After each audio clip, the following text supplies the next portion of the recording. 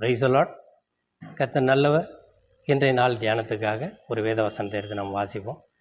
ஏசாயா தீர்க்கதரிசன புஸ்தகம் 60வது அதிகாரம் 22வது வசனம். சின்னவன் ஆயிரமும் சிறியவன் பலத்த ஜாதியுமாவான்.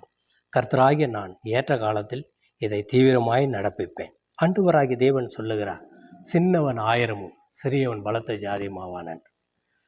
சின்னவன், நான் எல்லா காரியத்திலும் நான் சிறியவனாக இருக்கிறேன். எனக்கு படிப்பு இல்லை, எனக்கு பதவி இல்லை, பொருளாதாரம் இல்லை, எனக்கு எந்த வியாபாரமும் இல்லை, தொழிலும் தெரியல. நான் இன்றைக்கி சிறிய நிலைமையிலேயே நான் வாழ்ந்து கொண்டு இருக்கிறேனே.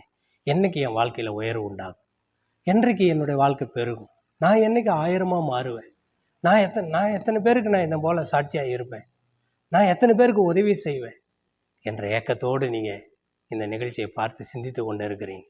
கர்த்தர் சொல்லுகிறார், நீங்கள் சின்னவர்களாக இருந்தாலும் சரி, பெரியவர்களாக இருந்தாலும் சரி, நீங்கள் படித்தவர்களாக இருந்தாலும் சரி, படிக்காதவர்களாக இருந்தாலும் சரி, நீங்கள் ஏழையாக இருந்தாலும் சரி, நீங்கள் பணக்காரனாக இருந்தாலும் சரி, யாராக இருந்தாலும் உங்களை ஆண்டவர் நேசிக்கிறார்.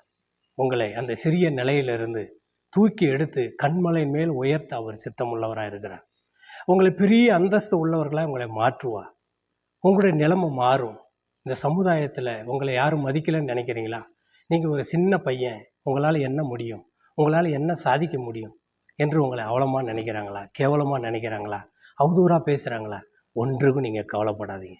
ஆண்டவராகிய தேவன் சொல்லுகிறார், உங்களை நான் சீக்கிரத்தில் ஏற்ற காலத்தில் தீவிரமாக நான் நடப்பித்து உங்களுக்கு நன்மை செய்கிற தேவனாக இருக்கிறேன் என்று.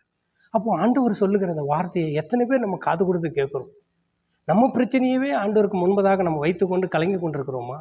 அல்லது ஆண்டவர் சொல்லிட்டார், நான் சின்னவனாக இருந்தாலும் கர்த்தர் என்னை 1000மாக மாற்றுவார், என்னை 10,000மாக மாற்றுவார், என்னை பெரிய அளவுக்கு என்னை கொண்டு போவார், உயர்ந்த நிலைக்கு என்னை கொண்டு போவார், எனக்கு நல்ல வேலை கிடைக்கும், நல்ல வருமானம் இருக்கும், அந்த வருமானத்தை கொண்டு என் வேலைகள் எல்லாம் நான் செய்து கொள்ளுவேன், நான் நல்ல வீட்டை கட்டுவேன், வயலை வாங்குவேன், தோட்டத்தை வாங்குவேன், எல்லாவற்றையும் நான் செய்வேன் என்று உங்களுக்கு அந்த நம்பிக்கை இருக்கா?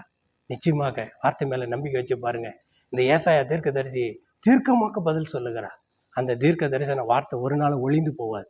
வானமும் பூமியும் ஒளிந்து போகலாம், ஆனால் கர்த்தர் சொன்ன வார்த்தை மட்டும் ஒளிந்து போகாது. பிரியமானவர்களே, இந்த வார்த்தையை முழு உள்ளத்தோடு நீங்கள் ஏற்றுக்கொள்ளுங்க. நீங்கள் ஏற்றுக்கொள்ளுகிற பொழுது நீங்கள் சிறிய நிலையிலிருந்து நீங்கள் பெரிய நிலைக்கு உங்களை ஆண்டவர் உயர்